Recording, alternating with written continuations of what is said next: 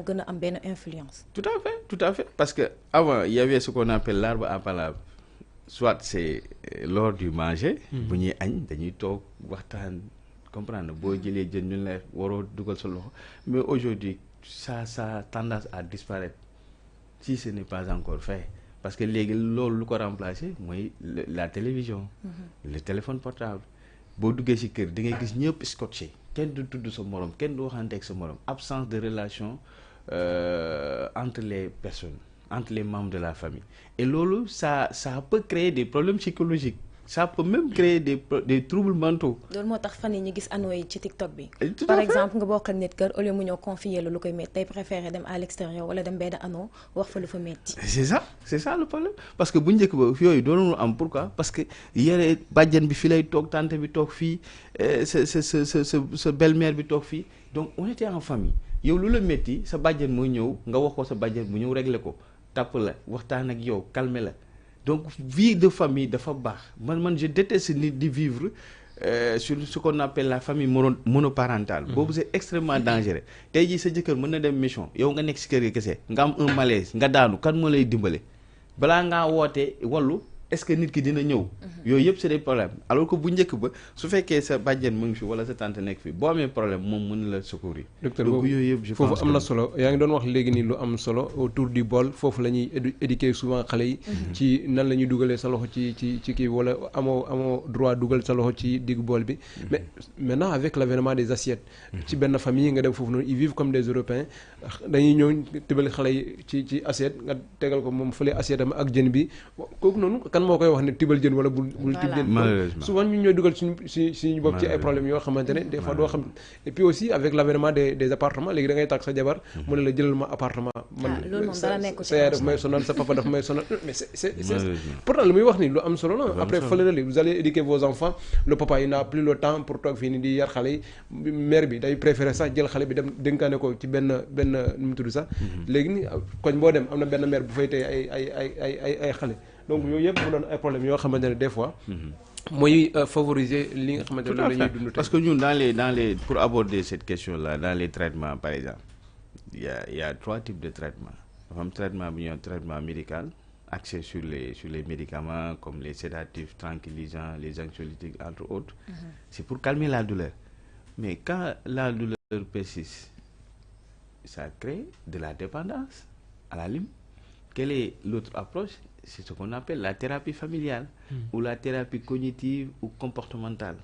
Mooy bu ñuy def boobu on permet à l'individu non seulement de s'exprimer d'extérioriser ses besoins génne lu ko métti ba da ciy jooy sax nga restructurer ses pensées négatives ba nit ki xaw a am tuuti équilibre ba pare l'autre traitement mooy la thérapie de soutien maanaam nit ki nekk dans la difficulté dans une tristesse profonde nga def une thérapie de soutien ba mu ñëwaat amaat tuuti espoir dans la vie nous c'est ça ce qu'on fait et en plus de ça on fait de la thérapie familiale c'est-à-dire que on peut même se déplacer dans les familles pour voir est-ce que il y a une interaction entre l'individu en mal-être et la famille pour essayer de recoller les morceaux comme on dit jàngal leen comment la famille doit vivre il doit vivre en communauté bañ téléphone portable ñu wàññi ko chez les ados donc yooyu yëpp ñun dañ koy def te loolu bu ñu ko defee il y a des résultats yu muy joxe mooy le bien-être social bien-être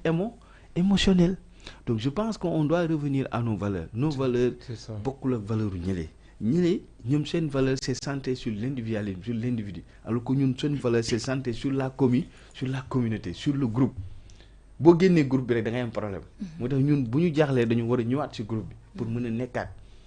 D'accord mais récemment soo xoolee du ñàkk sax nga dégg ko am na benn étudiant foofu sa université Gaston Berger bu Saint-Louis bu xaru woon kooku kaawam ci fan lañ ko mën a classer. En fait c'est un cas atypique c'est un cas très très très atypique man j'ai lu la lettre mais je ne parviens pas à véritablement il y a beaucoup de questions qui me taraudent l'esprit comment l'étudiant s'est mis à mort comme ça parce que un étudiant en master qui a fait un parcours exceptionnel ba nekk en master 1 ou master 2 avec son âge jeune mu dem pour des raisons de c'est pourquoi on interdit di sànni ay flèches les gens di leen xas di leen wax ay wax yi saw ay pic yu ndaw par exemple nit ko gàtt nga naan ko démb rek ñu ngi doon def en ligne il y avait un professeur santé mentale bu ñu doon defal formation renforcement sur ça ce qu'on appelle les micro-agressions maanaam nga gis benn nit ko gàtt nga naan ko sa gàttaay bi wala nit ko ñuul nga ne ko sa ñuulaay bi wala nit ko amagul jëkkër nga naan ko kañ ngay am jëkkër c'est des pics, c'est des petits pics qu'on appelle les micro-agressions. Da ngay yaakaar ni du dara alors que au fond de l'individu mu ngi koy gaañ. Et am na des êtres ce qu'on appelle les êtres vulnérables. Il faut faire très attention avec ces gens-là. C'est des gens très vulnérables parce que ñi bokkuñu yow tey jii li nga mën a tenir. kii mënu ko tenir. Donc yow tey jii nit gi mën na la wax benn affaire bu la métti nga encaissé. nga encaissé kii kenn wax ko benn affaire bu sew. mu affecté ko. ba yàq àddunaam. Donc je pense que cas boobu c'est un cas véritablement très douloureux et on le regrette nous tous. Voilà. Ok docteur man des fois on voit mu fekkee ne dafa am ñoo xamante ne dañuy faat. mais aussi on voit aussi ñoo xamante ne seen situation wala métti bi ñuy dund daf leen di permettre ñoom ñu ki su doon la mort. nit fan la war a mën a toll. ba mu jaral ko ak dee lu mu méttee ak li nga xamante moom mooy le mystère autour de la mort xamuñu boo dee après. seconde di après boo demee di nga layool ci yàlla mais loolu yëpp boo ko dajalee mu jaral la yow nga toll ci benn situation boo xamante ne da ngay vous donnez la mort nit wala fan la war a mën a toll ba mu jaral ko mu rey boppam. Ce sera difficile de fixer un barème pour dire que nit ki parce que l'être humain est complexe. L'être humain est complexe mais man. Pour ne pas faire de jugement pour le cas dont vous venez de parler, moi je me suis dit que nous, à l'université, on a vécu pire. Nous avons fait ay mosquée, lekk fi ay cere, lu nekk ñu dund ko, mais est-ce que tax na ñu xaru? Donc man dama ko jël sama bopp avec sama yeneen camarades à l'époque. Mais on l'a pas fait, on a tenu bon. Pourquoi les jeunes d'aujourd'hui, pour un rien, ils se pendent? Donc c'est des questions qu'on se pose. Est-ce que c'est lié à l'éducation trop paternaliste? Est-ce que c'est lié à tout va? Par exemple, on permet à la jeunesse ou bien aux jeunes d'avoir accès à tout. C'est-à-dire que quand il y a une difficulté, on dit que non, lii dafa métti. Alors que si difficulté boobu la nit di grandir ba nekk nit ku fort. Mais mënuñu bu méttee rek ñu ne non dafa métti xale bi bu ko teg lii di ko donc alors que la vie c'est pas ça. La vie yow xam nga ci dara da ngay traverser des moments difficiles mais après da ngay tenir. C'est ça mais tey jii boo nga demee ba l'acte final nga def ko bon on va se poser des questions. Pourquoi il l'a fait? Pourquoi? Parce que dans son texte il a annoncé des trucs yoo xamante ne c'est discutable. Mais docteur est-ce que psychologue mën na joxe benn li nga xam ne moo di certificat médical pour wane nit ki dafa am benn folie? Du tout c'est le psychiatre qui est habilité. D'ailleurs c'est leur différence. C'est la différence entre le psychologue et le psychiatre. Le psychiatre c'est lui seul qui est habilité à prescrire une ordonnance. C'est lui seul. Parce que lui c'est un médecin de formation. Après, il a fait une spécialité pour devenir psychiatre. Alors que le psychologue, il n'est pas autorisé à prescrire une ordonnance. Par contre, le psychologue, il a un champ d'intervention beaucoup plus vaste. On retrouve le psychologue en milieu du sport, on retrouve le psychologue en milieu entreprise, on retrouve le psychologue au marché. Partout, tu verras un psychologue. Donc, ils ont un champ d'intervention très large. Alors que le psychiatre, on le retrouve généralement, le plus souvent, dans un centre hospitalier psychiatrique. Foofu nga leen di gis.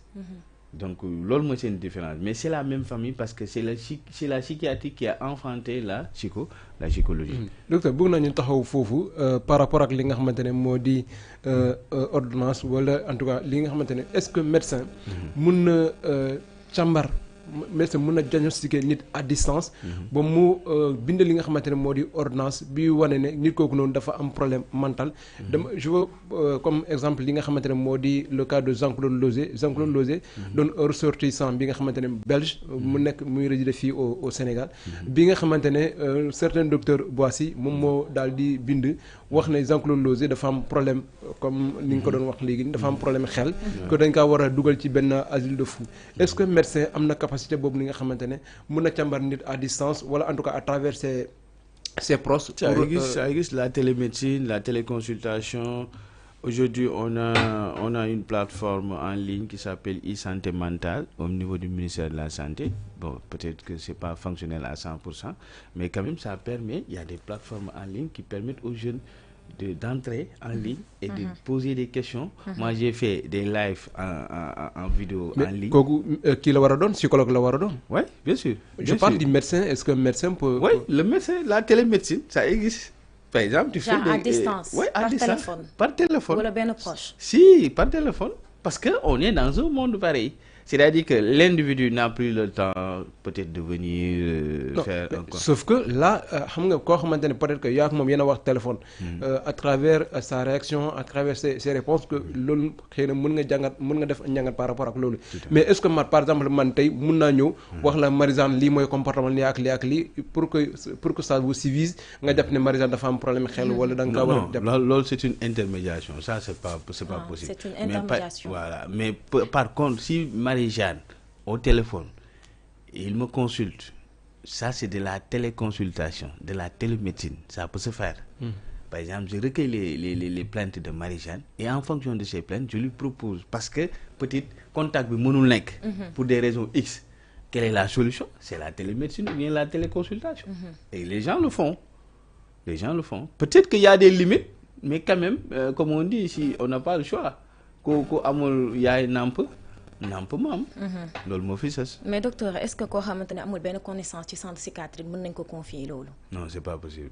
Ku amul connaissance, il faut pas jouer avec le feu. On ne joue pas avec le feu. Quelqu'un qui n'est pas professionnel dans le monde de la santé, dans le monde de la psychiatrie, dans le monde de la santé mentale.